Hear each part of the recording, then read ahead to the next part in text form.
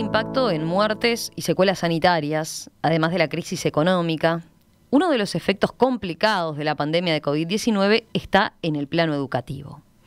Hace unos días, el Banco Mundial se expresó en términos fuertes. Esta es la peor crisis educativa jamás vista en la región y nos preocupa que podría tener consecuencias graves y duraderas para toda una generación, en especial entre los sectores más vulnerables, decía.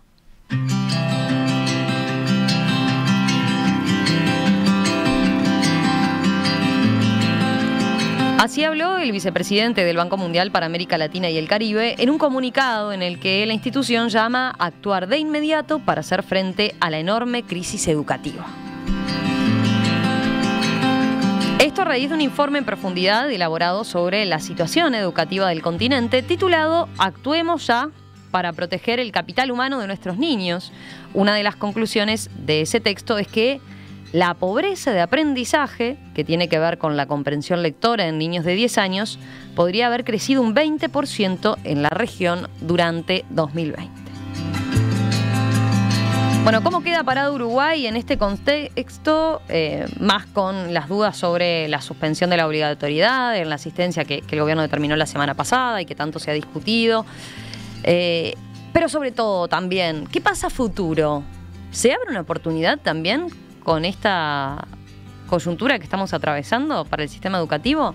Bueno, para hablarlo estamos en comunicación con Elena Rovner, quien es especialista senior en educación en el Banco Mundial, responsable por los proyectos educativos del Banco Mundial en Uruguay y Argentina. Elena, ¿qué tal? Buen día, un gusto saludarte. Hola, buen día. Buen día, muchas gracias por invitarme. Luego podemos hablar de Uruguay, seguramente lo hagamos como un apartado especial, pero empecemos por algunos conceptos generales que el Banco Mundial maneja en este informe.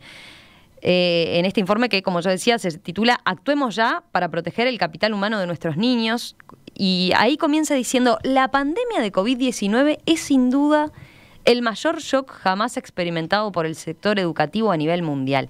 ¿Hay conciencia de esto en los sistemas políticos, en las sociedades?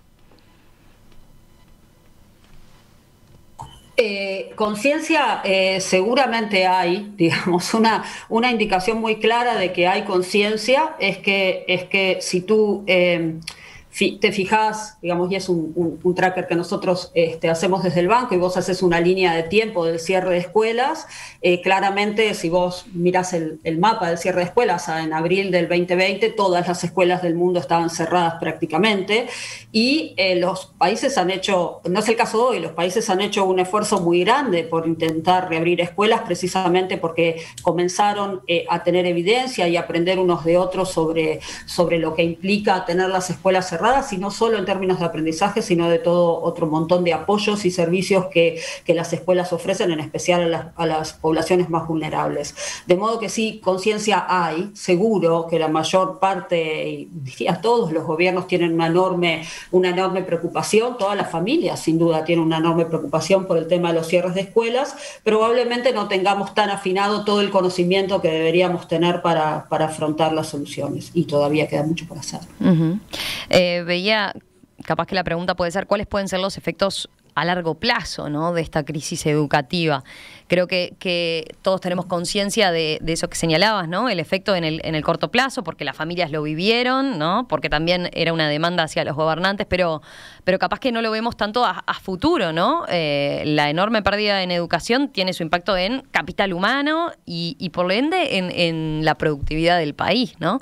Y en el propio informe del banco eso se traduce en cifras, ¿verdad? Sí, efectivamente, la relación entre los aprendizajes y la calidad educativa y la productividad y el desarrollo económico de un país es algo que la literatura académica ha establecido hace mucho tiempo, no es que lo hemos descubierto con la pandemia, sin duda. Básicamente las estimaciones respecto al impacto en la productividad tienen que ver con las estimaciones de los efectos que producen las escuelas cerradas. Las escuelas cerradas han sucedido en pequeñas escalas en algunas situaciones en el mundo. efectivamente, las escuelas, por ejemplo, están cerradas siempre en vacaciones, ¿no? Las vacaciones de verano. Y los estudios sobre aprendizaje muestran que normalmente los niños en las vacaciones pierden aprendizajes, pierden hasta un 25%, dependiendo de los contextos, como hasta un 25% de lo ganado en aprendizaje en un año. Y después hay algunas situaciones especiales en donde las escuelas han estado cerradas, por ejemplo, por epidemias locales, en el caso del ébola, por ejemplo, o por desastres naturales, cuando sucedió el terremoto de Turquía, por ejemplo, se hicieron mediciones sobre la performance, el desempeño académico de los alumnos y sus aprendizajes, y se observaron a partir de los largos cierres de escuelas o el tipo de educación remedial provista, se hicieron estimaciones. Básicamente el trabajo que hizo el Banco Mundial con su herramienta de pérdida de aprendizaje fue hacer estimaciones sobre la base de estos supuestos, ¿no? A una escala que no habíamos visto nunca. Claro. Ninguno de nosotros en nuestras vidas vio semejante escala de escuelas cerradas. De hecho, en la historia, en otras situaciones de epidemias hasta con consecuencias graves en la salud de los niños, los cierres de las escuelas no habían sido tan globales ni tan generalizados, por ejemplo, cuando las epidemias de polio, ¿no? Los cierres eran más focalizados o más locales, y esto lleva a ese enunciado de la crisis más grande que se haya visto, ¿no? Porque, como te decía al inicio, en abril de 2020 el mapa era rojo. Todas las escuelas del mundo estaban cerradas, salvo prácticamente en 2 o 3 países. Eso quizás aquí desde Uruguay perdemos esa dimensión, ¿no? Porque si bien obviamente el tema de la necesidad de la presencialidad estuvo a lo largo de todo el 2020, de una presencialidad plena, de una presencialidad mayor, sobre todo en las escuelas públicas y en el sistema público en general, perdemos la perspectiva de que Uruguay, por lo menos en América Latina, y ustedes así lo destacan en el informe, fue el primer país en reabrir las escuelas, ¿verdad? Cuando ya por fines de abril se hizo en las escuelas rurales. Sí, ahí Uruguay ha tenido en la región dos ventajas importantes. Bueno, una ventaja que también tuvo que ver con un poco de suerte al inicio, digamos, de suerte o de pedidas, no es mi lugar saberlo, que tiene que ver con una situación epidémica un poco más favorable que la que, por ejemplo, tuvieron los países de Centroamérica u otros países que se vieron realmente desbordados. Pero Uruguay hizo 2 cosas, o también ya había hecho una de las cosas. Una es que efectivamente se priorizó el tema de las escuelas abiertas. Otros países confiaron, si se quiere, más en las estrategias de educación remota, o prefirieron trabajar, digamos, en base a otros indicadores, pero Uruguay utilizó la evidencia disponible, la evidencia científica, para reabrir escuelas en cuanto fuera posible. El escalamiento ese de escuelas rurales, localidades pequeñas y eso, no fue un capricho ni un azar la decisión de ANEP, sino que tuvo que ver con la evidencia y con priorizar la presencialidad. Eso fue una decisión de un gobierno que yo creo tuvo efectos seguro positivos no solo en la educación, sino en todo lo otro que la escuela provee en términos de apoyo socioemocional y de apoyo a la vulnerabilidad. Eso en primer lugar. Y lo segundo que le dio un poco de ventaja a Uruguay, sin duda, es la previa inversión y el apoyo histórico de muchos años al Plan Ceibal, ¿no? Al hecho de haber priorizado la conectividad, la posibilidad de los niños de conectarse, priorizado el equipamiento, priorizado algunas estrategias de lo que se llama zero rating, las estrategias de proveer acceso a Internet de muy bajo costo, o contenidos educativos a los que se accede sin pagar datos, por ejemplo, dado que muchos hogares vulnerables solo acceden por celulares. Digamos, este tipo de cosas eran políticas que ya Uruguay había desarrollado y, por supuesto, expandió, ¿no? Durante la pandemia. Y también de una manera que consideramos muy inteligente, el país priorizó las estrategias también de Plan Ceibal de proveer apoyo adicional a aquellos que por primera vez entraban a las soluciones y plataformas de Ceibal, ¿no? Ceibal es una mesa de ayuda súper importante a la que maestros y padres podían acceder, y este tipo de ayuda sin duda tuvieron que ver con aminorar un poco el impacto. Usted, más allá de especialista senior en educación en el Banco Mundial, no dijimos, pero es argentina, con responsabilidad ahora de representación en el Banco Mundial en materia educativa para Uruguay y para Argentina, pero además fue especialista en evaluación y monitoreo en el Plan Ceibal, así que lo conoce bien, conoce muy bien y de cerca esta experiencia. Yo veía en el informe, se ve sobre todo esa diferencia con respecto a las estrategias que tuvieron que implementar otros países. Capaz que podemos dar un breve panorama por ese lado, ¿no? Hubo países que sin tener esa tecnología desarrollada, sin tener esa herramienta fundamental, como hoy en día, y lo inserto que está el Plan Ceibal en el sistema educativo, bueno, tuvieron que apelar hasta clases en programas, a través de programas de televisión, a través de programas de radio, ¿verdad? Folletos, en ese sentido, de vuelta, quedamos bien parados por eso que usted señalaba, pero capaz que vale la pena contar un poco más el panorama de otros países de la región, ¿no? Sí, claramente. La pandemia mostró, y los cierres de escuelas mostraron no solo las brechas en términos de la calidad educativa que unos y otros niños reciben en el mundo, sino también la brecha digital, que en muchos casos, y sobre todo en Uruguay, a veces habíamos olvidado un poco este tema de la brecha digital, que al inicio del Plan Ceibal era algo que estaba muy presente, ¿no?, en el debate público, la brecha digital.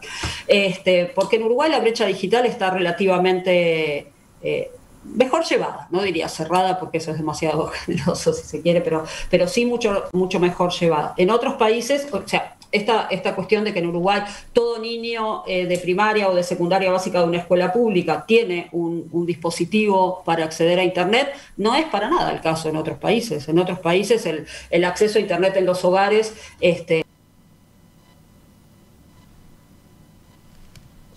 A ver, por lo menos yo dejé de escucharla. Vamos a tratar. Por alguna razón estaba muda, pero no pasa nada.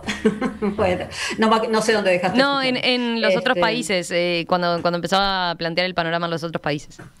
Claro, decía, bueno, en otros países el acceso a equipos para acceder a Internet no es para nada universal, como es en Uruguay, que estamos como naturalizados todos de que los niños de las escuelas públicas tienen su equipo Ceibal.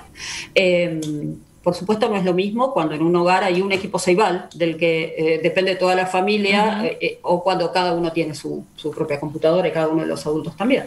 En otros países la brecha digital fue muy marcada, entonces no hubo manera rápida e inmediata de hacer que todos los niños tuvieran, por ejemplo, una computadora personal para acceder.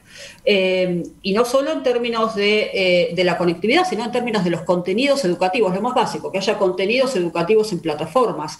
Ceibal, Uruguay tenía un desarrollo a través de Ceibal súper importante de contenidos, y otros países tuvieron que conseguir contenidos. Algo que ayudó mucho en la región en términos de los contenidos y las plataformas digitales fue compartir el idioma, ¿no?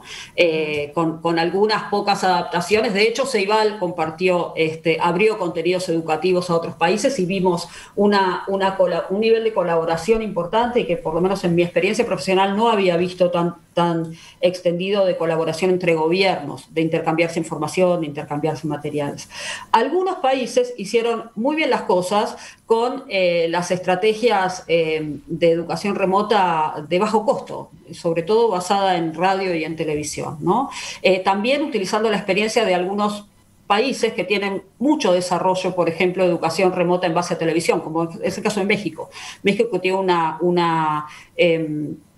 un servicio educativo de educación secundaria y técnica a través de televisión que se llama Telesecundaria, pero tiene décadas y tiene muy buen desarrollo de acompañamiento de la educación remota. Entonces México ayudó bastante con su ejemplo a otros países para establecer estos complementos no digitales, digamos, de medios masivos de comunicación. Y verdaderamente, generalmente los sistemas también de medios, de radio y de televisión, actuaron muy rápidamente para poner a disposición plataformas para el estudio. Pero por supuesto son son herramientas que intentan mitigar el impacto, pero por supuesto no es lo mismo que una clase sincrónica, digamos, simultánea por Zoom. Bueno, los datos muestran que, como mucho, en los buenos sistemas educativos, la mitad de los alumnos estuvieran conectados en clases por Zoom. Y eso es poco, ¿no? Ese es el promedio en toda la región. La mitad estuvo conectado por Zoom, por algún sistema tecnológico. No, ese es el promedio global, contando los países con súper buenos sistemas digitales. A nivel mundial, ese es el promedio mundial entonces. Sí. Aproximadamente es lo que están mostrando los primeros datos. En muchos países no tenemos datos todavía. Todavía estamos trabajando sobre estimaciones con los datos de los menos países, los pocos países que tienen datos. De hecho, Uruguay tiene buenos datos de conexión a plataforma y por eso difícilmente las estimaciones de pérdida de aprendizaje de Uruguay sean directamente comparables con otras de América Latina, porque otras de América Latina no tienen datos tan buenos como Uruguay de contacto con las plataformas y de acceso a las plataformas, entonces trabajan con muchas estimaciones. Así que Uruguay tiene muy buenos datos. Muy buenos datos. Te podemos mencionar el porcentaje cerca de, ¿cuánto fue? A ver si lo tengo por acá, creo. Cerca de 85% de los alumnos se mantuvieron en contacto. Se mantuvieron en contacto de una manera o de otra. Eso hay que refinarlo mucho. Nosotros estamos trabajando junto con los colegas del Plan Ceibal para hacer refinamientos de estos datos, porque obviamente no es lo mismo haber tenido un contacto semanal que haber tenido clases día por medio por Zoom. Digamos, el tipo de calidad del servicio educativo es totalmente distinta y todavía Uruguay está trabajando con el análisis de la información. Obviamente porque las capacidades también, y en esto estamos asistiendo al país, porque obviamente los servicios educativos del país están lógicamente con la cabeza en proveer el servicio y en la emergencia antes que en el análisis de la información. Y en esto es lo que estamos tratando de apoyar. Una aclaración que no la hicimos hasta ahora. Cuando hablamos del impacto en el sistema educativo, hablamos de primaria y secundaria. Esos fueron los datos que en general ustedes consideraron en todos los países que disponían de información. Estamos hablando de ambos sistemas. Estamos hablando de primaria y de secundaria y también en educación inicial. Se ha trabajado porque sobre todo en educación inicial ha habido impactos importantes en cobertura, ¿no? Algunos países de América Latina, y acá no estoy hablando específicamente de Uruguay, pero algunos países de América Latina venían haciendo unos esfuerzos importantes para agrandar la cobertura en inicial. En muchos países la educación inicial ni siquiera era obligatoria o no era obligatoria en las salas de los más pequeños, con lo cual obviamente el vínculo de los niños más pequeños con la escuela es más complicado cuando no hay una tradición de educación inicial, con lo importante que es esta vinculación. Y eso sí generó mucho abandono en la cobertura inicial, entonces ahí sí también se ha trabajado. El tema de terciaria, digamos de superior en la educación remota, lo que existe ahí es más experiencia internacional y obviamente el tipo de apoyo que requiere un estudiante universitario o de educación técnica es menor en términos del otro que provee la escuela, ¿no? Claro. El apoyo socioemocional, etcétera. Con lo cual, efectivamente, el vínculo de los alumnos de educación superior con el estudio es un vínculo que no sufre tanto. Pero en el caso de primaria y secundaria, o sea, está claro que cuanto más chicos, más les impacta, más ese es el orden, digamos. O sea, a los más pequeños, más impacto tiene en los aprendizajes que adquieren, a lo que le impacta a nivel emocional y demás, ¿no? Sí, digamos, el rol del apoyo socioemocional es mucho más importante en las edades más pequeñas. De todos modos, yo ahí querría hacer, digamos, lo que tú dijiste es en términos conceptuales correcto, digamos, es más necesaria la presencialidad y el apoyo y el vínculo con el maestro cuanto más pequeño es el niño, esto sin duda.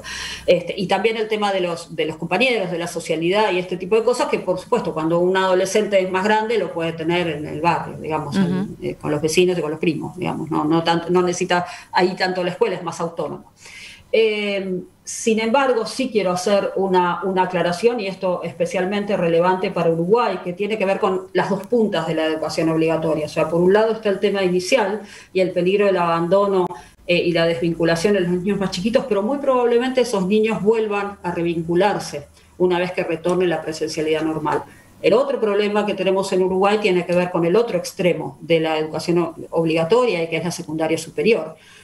porque antes de la pandemia, digamos, si no es que el mundo empezó con el cierre de escuelas, antes de la pandemia Uruguay tenía un problema muy grande con la vinculación y con el abandono escolar en el ciclo superior de secundaria, y si bien no tenemos demasiados datos, todavía podemos, sí, claramente hipotetizar que esto se haya agravado, que el vínculo se haya debilitado aún más, y muy probablemente muchos niños no regresen a la escuela. No tenemos datos específicos de estimaciones para Uruguay sobre eso, pero sí, por ejemplo, se han hecho estimaciones en Argentina y son de mucha gravedad. Vamos a hacer una breve pausa, le propongo, y enseguida continuamos conversando a propósito en más detalle de lo que significó en muchos casos el sistema híbrido, o eso de la presencialidad complementada con tecnología. Vamos a profundizar en esos aspectos. ¿Vino para quedarse ese sistema? De eso hablamos enseguida. Esta mañana aquí en Perspectiva estamos hablando de educación, concretamente a partir de un informe del Banco Mundial que muestra que los efectos de la pandemia en Latinoamérica han provocado un fuerte aumento de la pobreza educativa, es decir, casos de niños de 10 años, por ejemplo, que son incapaces de comprender un texto. De eso estamos conversando con Elena Rovner, que es especialista senior en educación en el Banco Mundial. Es argentina, se reparte viviendo entre ambos países, ya desde hace un tiempo instalada en Uruguay. Fue, por ejemplo, entre otras cosas, especialista en evaluación y monitoreo en el Plan Ceibal, y ahora es representante en el Banco Mundial en materia educativa para Argentina y Uruguay. Veníamos hablando en términos generales. Yo veía, y en algún caso destacábamos el rol del Plan Ceibal, ¿no?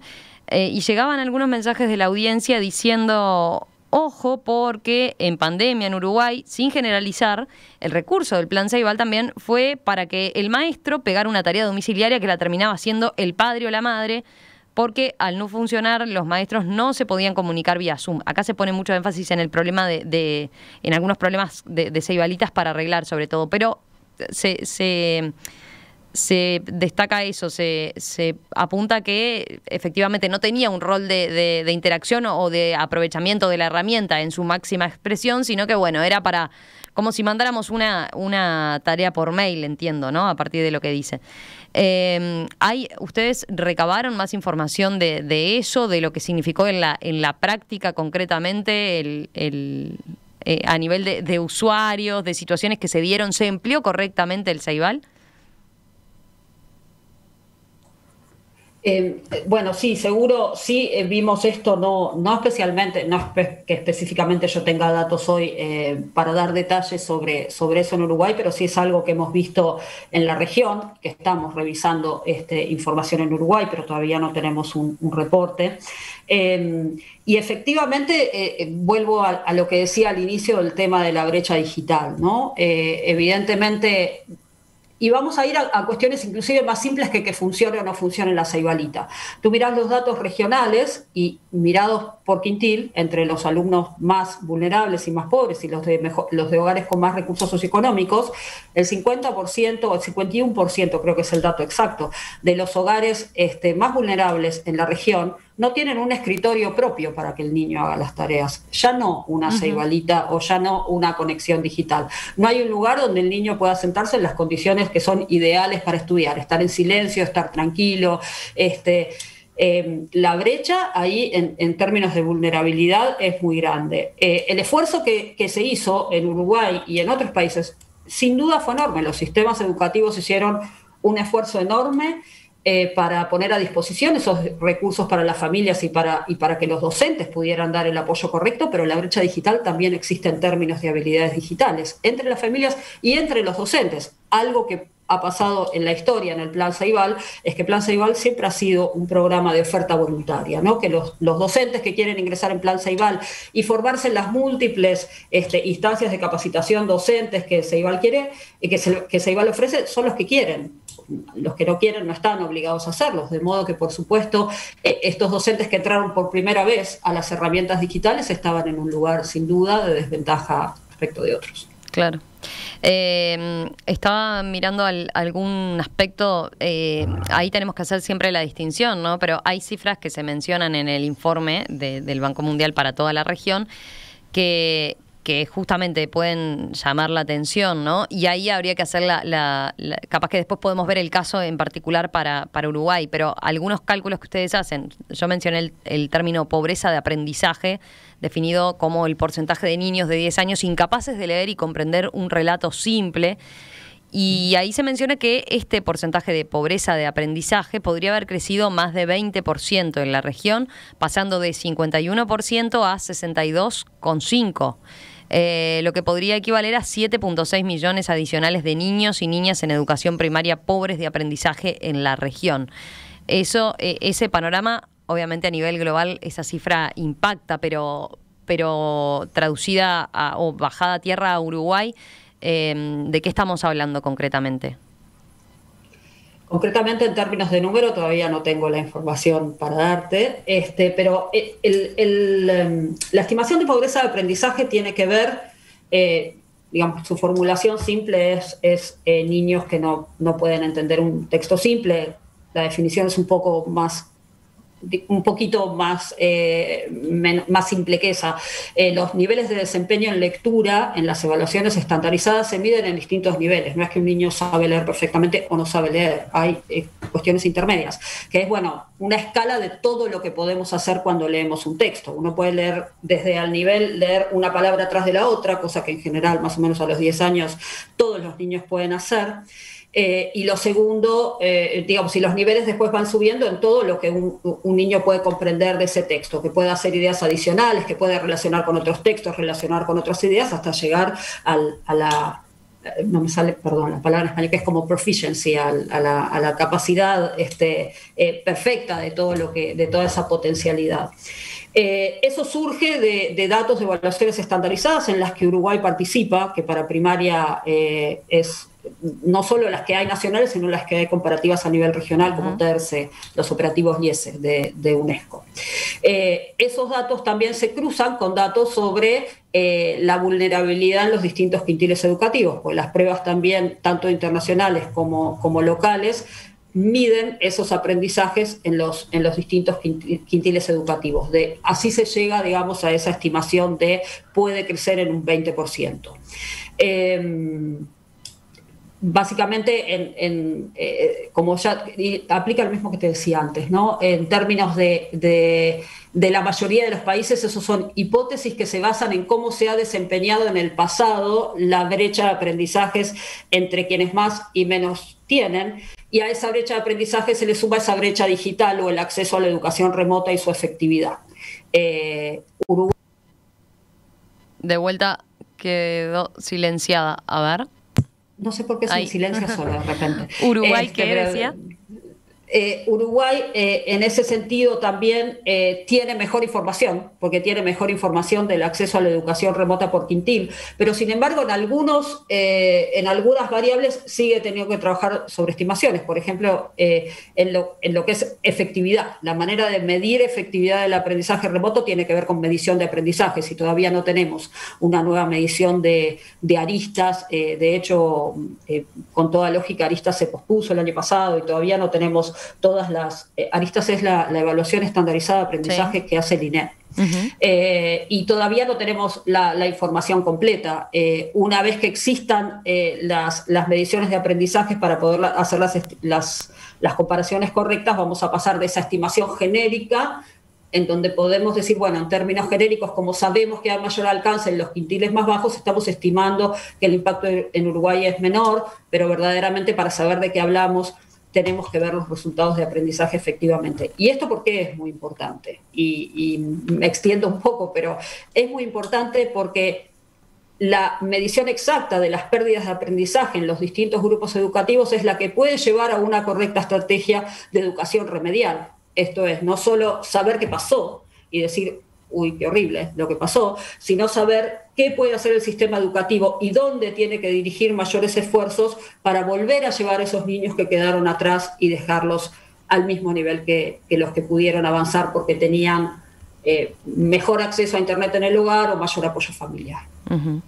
Ya tenemos que ir redondeando, pero me queda un capítulo que es importante, no necesariamente que por el documento, pero digo, A ver, lecciones o cuestiones que se van a cambiar a partir de la pandemia también en el sistema educativo. La educación híbrida como tal, ¿no? Aparece mencionado en el informe. ¿Qué es lo mejor de la educación híbrida? Ese concepto de alternar presencialidad con utilizar más las herramientas tecnológicas y aprovecharlas mejor, ¿no? Eso es un concepto que vino para quedarse, nos vamos a tener que acostumbrar a eso. ¿Es mejor incluso que una presencialidad 100% o cómo se combina, digamos? ¿Podemos hacer una mención a eso? Sí, la pregunta es muy buena porque precisamente viene ahí, digamos, la gran pregunta. ¿La educación híbrida es algo que no hay más remedio que hacer porque el mundo está en pandemia o realmente nos puede llevar a un modelo distinto de educación? Y a lo que se agrega una tercera variable, ¿no? Que es los modelos híbridos no solo han llegado para quedarse probablemente en educación, sino también en el mundo del trabajo. Entonces, si no formamos niños y maestros, ¿no? Que puedan desempeñarse bien en contextos híbridos, difícilmente vamos a tener adultos que puedan desempeñarse bien en contextos híbridos en el mundo del trabajo, ¿no? La tecnología en educación provee muchísimas ventajas. De hecho, algunas de esas ventajas Uruguay ya estuvo avanzando en ellas. Una es que, y probablemente la más importante, hay varias, pero una de las más importantes es las plataformas de educación adaptativa. Uruguay, de hecho, ha comenzado su trabajo antes de la pandemia en utilizar herramientas de aprendizaje adaptativo.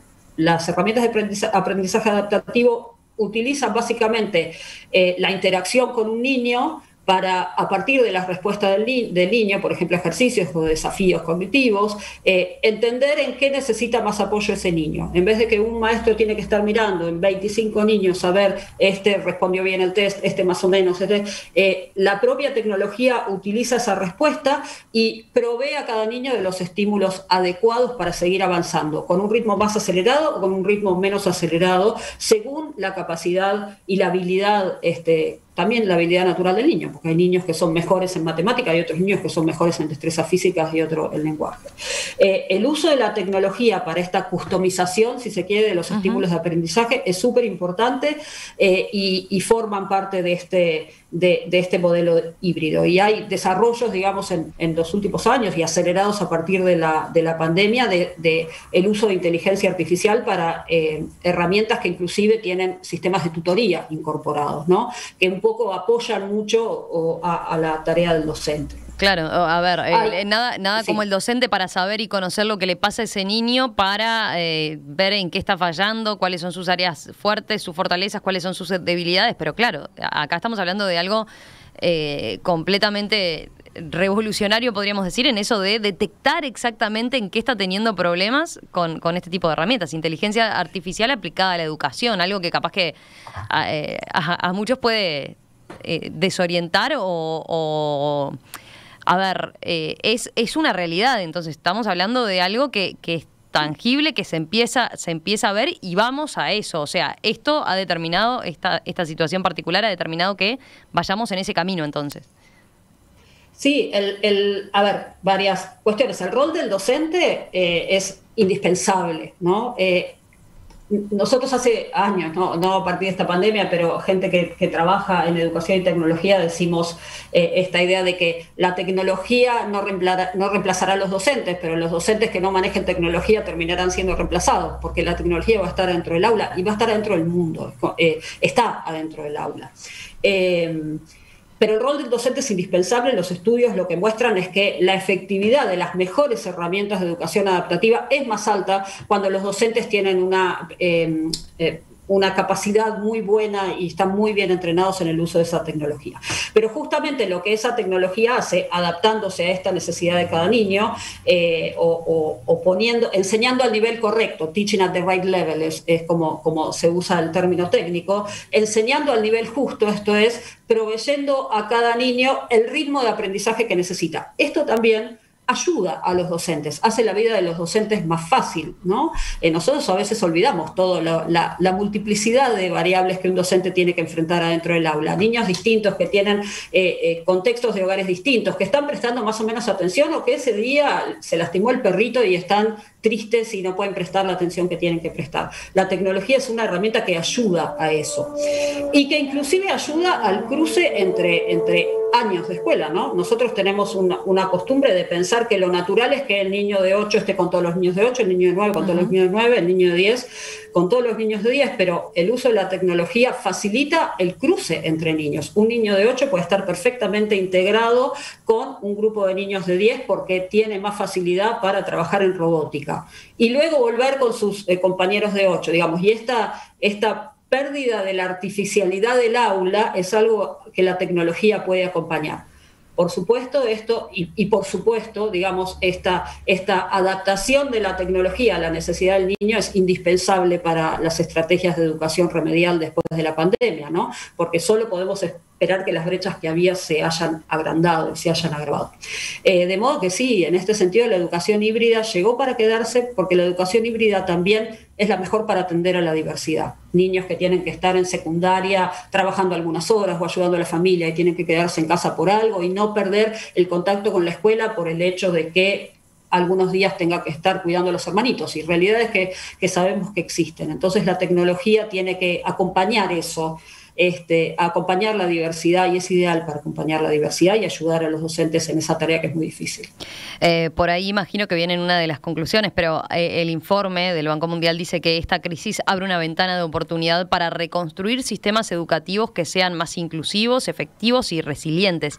Y eso es interesante, uno tiende a pensar todo lo negativo. Bueno, acá se apunta a ver esto como una forma de repensarse y bueno, si fueron herramientas que se adquirieron en un contexto complicado, ¿verdad? Y demás, y en situaciones adversas, bueno, ¿por qué no sacar entonces lo mejor de ellas para hacer esa reconstrucción y mejorar, por ejemplo, en ese aspecto que señalaba recién con ese ejemplo puntual, ¿no? Ese adolescente que tiene que quedarse a veces a cuidar a los hermanitos, ¿no? Pero podemos volver a ese concepto de esto como una oportunidad para reconstruir el sistema educativo. Sí, creo que la pandemia ha probablemente acelerado algunos procesos que son indispensables para que los sistemas educativos sean más resilientes. Uno es esto que decíamos, el uso de plataformas adaptativas y la aceptación global de la tecnología como ayuda para la tarea del maestro y para la tarea de la escuela. Un segundo tema es la participación familiar. Uno de los temas históricos de Uruguay y de otros países también, pero en Uruguay era algo que uno constantemente escuchaba hablando con los directores de escuela, que es las familias no se involucran todo lo que se deberían involucrar, las familias están despegadas de la educación de los niños y efectivamente todos esos padres diciendo, uy, solo le mandaron una tarea y yo nada más ayudé y metiéndose adentro del aula, genera un vínculo de los padres y madres con la educación de los niños que es súper importante para el buen desempeño, ¿no? El hecho de, bueno, cosas que hasta un nivel de emocional de involucramiento de los padres, entendiendo la dificultad de la tarea de los docentes y seguro facilitando el diálogo futuro entre los docentes, es decir, no me di cuenta todo lo que esta señora o señor tenían que hacer dentro del aula. Y por último, otro tema también muy importante es esta cuestión de la idea de la importancia de trabajar con la educación para detectar el peligro de abandono o las necesidades de educación remedial. Uruguay tiene, por ejemplo, en primaria, un súper buen sistema desarrollado que es URI, que es un sistema de seguimiento que le otorga a los maestros mucha información sistemática sobre los alumnos y se está trabajando para integrar más información. Y efectivamente la necesidad de hacer un link entre esa información y la tarea de todos los días del maestro en el aula y del director en la escuela es algo que se empezó a discutir mucho más. Uruguay tenía mejor desarrollo de información que uso de la información para la solución de problemas. Y esto es algo que probablemente se haya abierto una ventana muy importante para acelerar esos procesos. Elena Romnar, especialista senior en educación en el Banco Mundial. Muchas gracias por estos minutos esta mañana aquí en Perspectiva. Volvemos a hablar en cualquier momento para ver cómo siguen avanzando estos aspectos de los que hemos estado hablando en toda esta hora. Gracias. A las órdenes. Muchas gracias a ustedes. Buen día.